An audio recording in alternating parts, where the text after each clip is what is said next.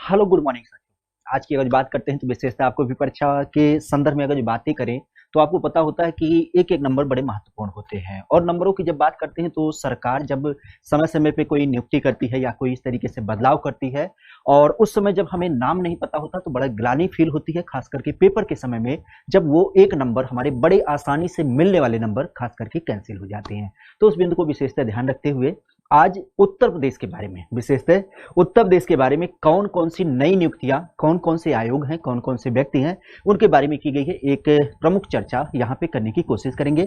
तो जल्दी जल्दी आप लोग जुड़ जाएं, एक एक चीजों की विशेषता हम यहाँ पे बात करेंगे। चलिए पहले नाम की बात करते हैं। तो आप जानते हैं कि हमारे उत्तर प्रदेश के मुख्यमंत्री के रूप में किसका नाम मशहूर है, तो ये है आपके योगी आदित्यनाथ। प्रदेश के मुख्यमंत्री वर्तमान में आपके योगी आदित्यनाथ।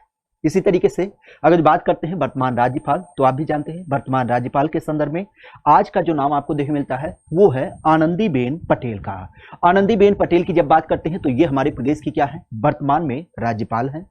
इसी तरीके से अगर बात करते हैं उत्तर प्रदेश के मुख्य सचिव, विशेष ध्यान रखिएगा सरकारी तंत्र में जो प्रमुख हिस्सा होता है, जो सिविलियन अधिकारी होता है, वो होता है राज्य का मुख्य सचिव। तो वर्तमान में जो आपके मुख्य सचिव हैं वो है आर.के. तिवारी, राजेंद्र कुमार तिवारी। विशेष ध्यान रखिएगा परीक्षा में सीधे तरीके से क्वेश्चन पूछा जाता है। इवन अगर बात करते हैं पिछले कांस्टेबल में मुख्य सचिव के नाम के बारे में पूछा गया था, तो इस कारण ध्यान रखिएगा ये आपके आर.के. तिवारी मुख्य सचिव हैं प्रदेश सरकार में।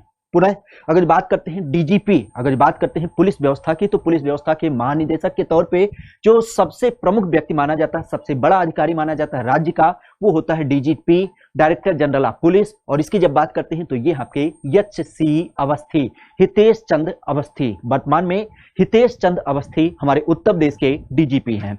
इसी तरीके से अगर बात करते हैं तो हमारे प्रदेश में सरकार क्या करती है, जो अलग अलग कम्युनिटी होती है उसके लिए अलग अलग आयोग बनाती है। तो उस आयोगों के अध्यक्ष और उपाध्यक्ष नियुक्त किए जाते हैं, जो समय समय पे इस व्यवस्था को देखते हैं कि इस आयोग के लिए क्या व्यवस्था करानी है। तो इसी तरीके से हमारे यहाँ पे एक आयोग है अल्पसंख्यक आयोग। वर्तमान में अगर बात करते हैं तो आपके यही अशफाक सैफी जी, जो वर्तमान में आगरा के रहने वाले हैं, इन्हें क्या किया गया है, अल्पसंख्यक आयोग का नया अध्यक्ष बनाया गया है।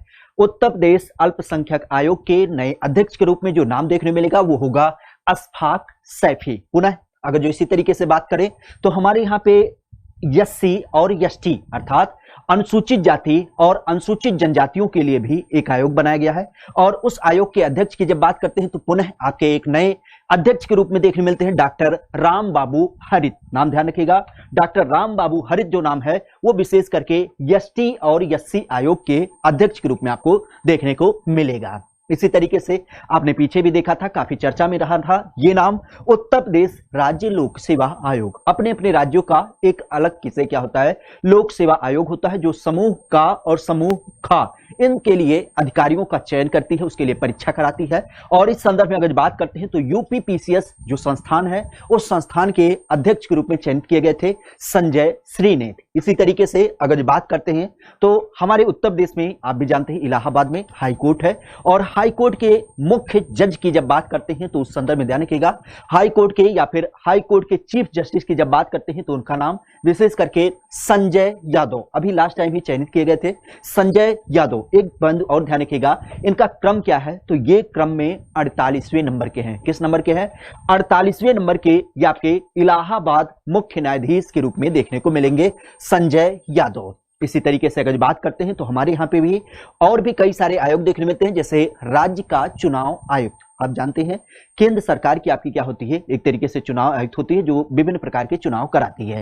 लेकिन राज्यों की भी अपनी चुनाव संस्थान होती है जो क्या करती है, राज्य में पंचायत चुनाव और विभिन्न प्रकार के पंचायत चुनाव के साथ ही और भी प्रकार के चुनाव वगैरह कराती है। और इस संदर्भ में अगर बात करते हैं तो हमारे यहाँ पे जो राज्य के चुनाव आयुक्त है उनका नाम विशेष ध्यान रखिएगा Ajay Kumar Shukla. Chief election commissioner की बात करते हैं स्टेट के संदर्भ में तो वो हो जाते हैं आपके अजय कुमार शुक्ला।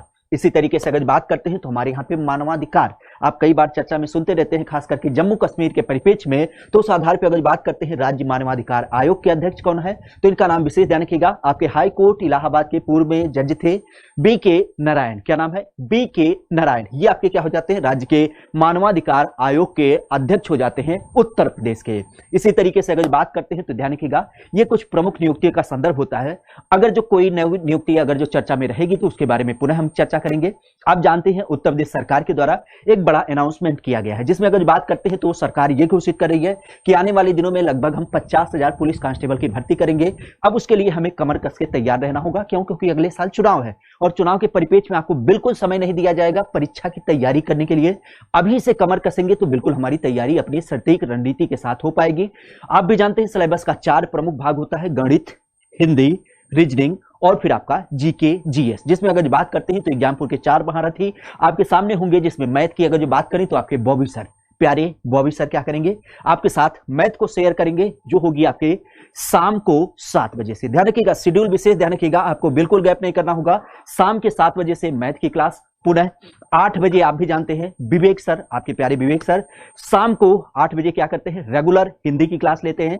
इसी के परिप्रेक्ष्य में अगला क्रम होगा आपका 9 बजे, और 9 बजे की जो क्लास होगी वो होगी यूपीजी के। हालांकि यूपीजी के कम, पूरा स्टेटिक जीके कवर करने की बात होगी, जो उत्तर प्रदेश जीके के संदर्भ के साथ ही साथ जो पैरेलल आपके कई सारे सब्जेक्टों को मिला करके जीके और जीएस का पोर्शन कवर करता है। पुनः यह क्लास होगी आपकी रात के 9 बजे। इसी तरीके से अगर बात करते हैं तो रात के 10 बजे आपकी रीजनिंग की क्लास, खास करके आदर्श सर के द्वारा। तो ये ना भूलिएगा, आपके यूपी पुलिस को कवर करते हुए 4 विषय जो महत्वपूर्ण है, उन 4 विषयों के ऊपर आधारित करते हुए अभी आपको 4 घंटे की क्लास रेगुलर मिलने जा रही है, वो भी फ्री, कोई कास्ट नहीं होगी, बिल्कुल फ्री क्लासेज होंगी।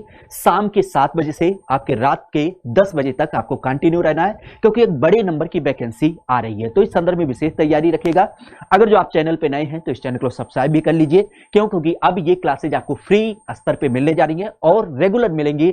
सबसे खास बात ये है, एक चीज और ध्यान रखिएगा, अगर जो आप चीजों के संबंध में जैसे क्लास होती है तो क्लास के बारे में आपकी एक नॉर्मल टेंडेंसी होती है कि हमारी पीडीएफ कहां मिलेगी। तो पीडीएफ के लिए आपके पास 2 सोर्स होते हैं, एक होता है परीक्षागढ़ नाम से चैनल, जो आपके एग्जामपुर का टेलीग्राम चैनल है ऑफिशियल, आप उसको ज्वाइन कर सकते हैं, वहां से आपको पीडीएफ मिलेगा। और इसके बाद अगर जो चाहते हैं कि आप ऑफिशियल क्रम में, यानी कि जो जो क्लासेज हुई हैं उन क्लासेज के क्रम में पीडीएफ लेना चाहते हैं, तो उसके लिए आपको एग्जामपुर का ऑफिशियल चैनल डाउनलोड करना होगा, जो एप्लीकेशन के माध्यम से आपको प्ले स्टोर पे आसानी से मिल जाएगा। तो ध्यान रखिएगा, 28 जून की जब बात करते हैं तो यानी कि आपके कल सोमवार से ये क्लासेज बिल्कुल फ्री लेवल पे और बिल्कुल बेसिक लेवल से चालू की जाएंगी।